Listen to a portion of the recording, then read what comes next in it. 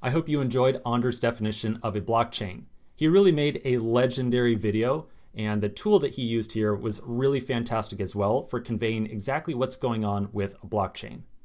However, Anders' definition in that video was of a very generic general blockchain. So there's a couple clarifications I want to make about how the Ethereum blockchain in particular works. So the first thing I want to point out is that Anders had said that when we do this mining process, we are looking for a hash that starts off with some number of leading zeros right here. That's not entirely correct per se. Let me show you what's really going on behind the scenes. I want you to remember for a second, a couple of videos ago, we spoke about account addresses, public keys, and private keys. And we said that those were all hexadecimal encoded numbers. So even though they look like a string of numbers and letters, we can really think of them as being solely one large number. The hash that you see right here works in exactly the same way. So I can copy the hash, I can open up my JavaScript console in the browser, I can place a 0x, which instructs JavaScript that I'm about to place a hexadecimal number, and then paste the hash, and then press enter. So you'll see that this really is a base 10 number right here. We can think of the hash as being a number. Now, Anders had specifically said that we are looking for a hash that starts off with some number of zeros. Again, that's not entirely correct. What we are really looking for is a hash that is less than some target value. So 000F727 might be less than some target value that our algorithm is looking for. Let me show you an example of this in a flow diagram to just make sure it's really clear. All right, so on the left-hand side here, we've got some amount of data that will be input to our given block. And then next to it, we have that nonce value, which you can think of as being a counter variable. So on the first step through that proof of work algorithm, we take our data of hi there, we join it together with the nonce, like we literally stick those two values together, and then we hash the output, which might come out as this A230 blah, blah, blah. You can then imagine that behind the scenes, we take that hash right there, convert it to a base 10 number, and then we ask if this number right here is less than some target value. And let's imagine right now that that target value is 1000. We say, is that less than 1000? No, it's not. Okay, then we need to continue looking for another value. Let's increment the nonce by 1, do the hash again, convert that to a base 10. Is that less than 1000? No? Okay, let's keep going until eventually we end up with hi there plus a nonce of 5. That gives us an output hash of 0077 BBB. Maybe that is equal to 100.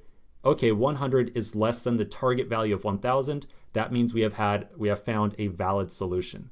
So he is correct that we are kind of looking for a hash that starts with some number of leading zeros, but in reality, we're actually looking at the value of the hash rather than just a specific number of zeros. I want to continue just a little bit more on this point, because it is a rather important idea that ties into a very critical aspect of the blockchain. So another way of looking at this is to imagine the entire range of possible hash values. The hashes that we are working with are 64 characters long. So right here, this is 64 characters right here. I can do a like this, let's wrap it inside of a string. And I can do a dot length. And you'll see that it is in fact 64 characters long.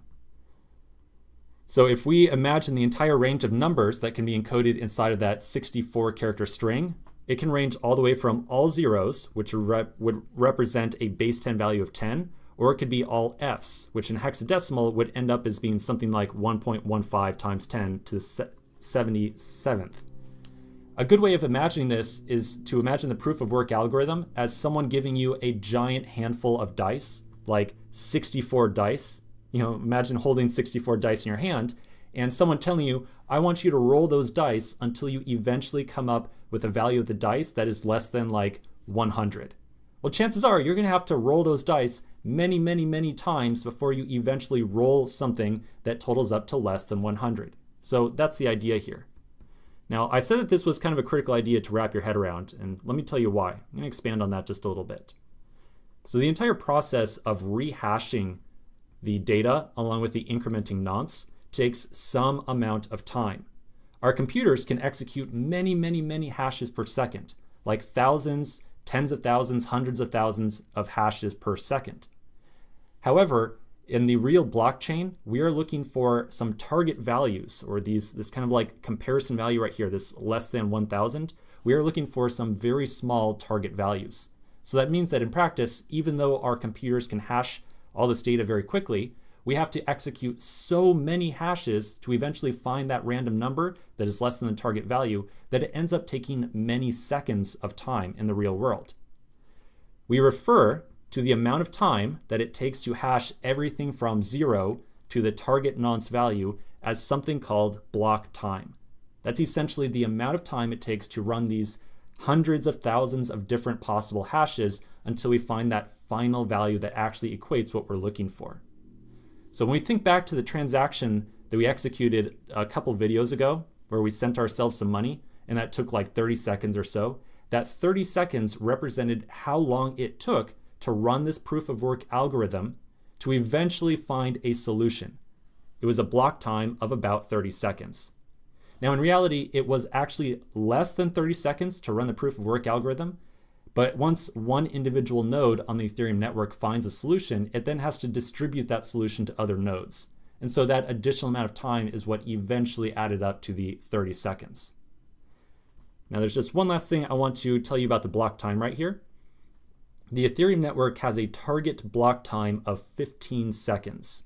So ideally, in a perfect world, to calculate one block, it would only take 15 seconds of time. And then the network would move on to calculating the next block or the next set of transactions to be executed. But in practice, that is entirely variable.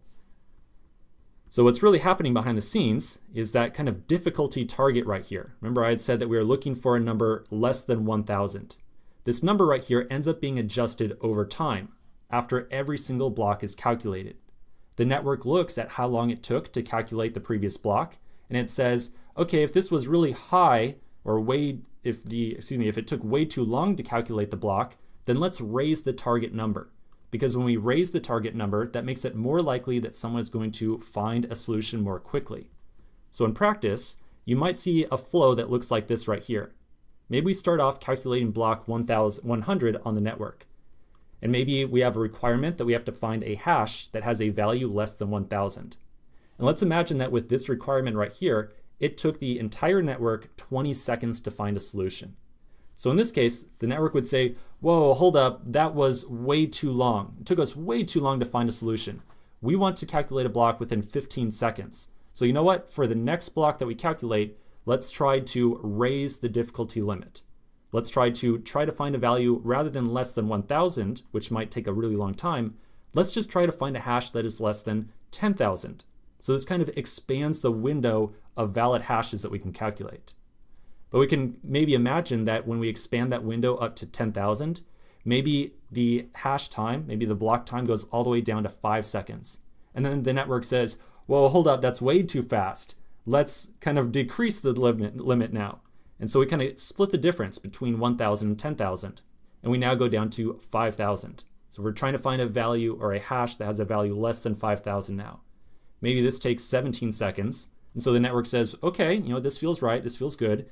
And then we go on to the next step over here. And well, 17 seconds is good, but it still took maybe slightly too much time. So on the next block, let's try to find a hash less than 4,000. And maybe that then gives us 15 seconds here. Now you might be thinking, why is there so much variance here? Is there any variance? Why does it take different amounts of time? And why do we have to kind of adjust this difficulty target between blocks?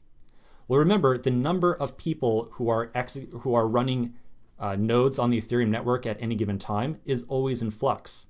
People might be starting up nodes to calculate these hashes. Other people might be turning their computers off. So at any given time, the number of computers that are trying to calculate these valid hashes is always going to be changing. And so this difficulty target always has to be adjusted between every block to meet the actual computing availability of the Ethereum network. All right, now there's one last thing that I want to tell you about, just because it's a very interesting website that's going to kind of shed a little bit of light on what's happening here. So I'm going to put the link to it on the screen right here. We're going to go to etherscan.io, chart/block time. So this is a fantastic little chart that shows you the average amount of time that has taken to calculate these blocks over the last, 2 years or so. So you can see more recently, and chances are when you're watching this video, the graph will extend far into the future. But at least for me right now, some of the most recent block times are around 15 seconds. Now there was some point in time where they took all the way up to 30 seconds, but clearly something happened that reduced that down to about 13 and then back up to 15 or so. So you can always check out this chart right here to get a good idea of what the current block time is.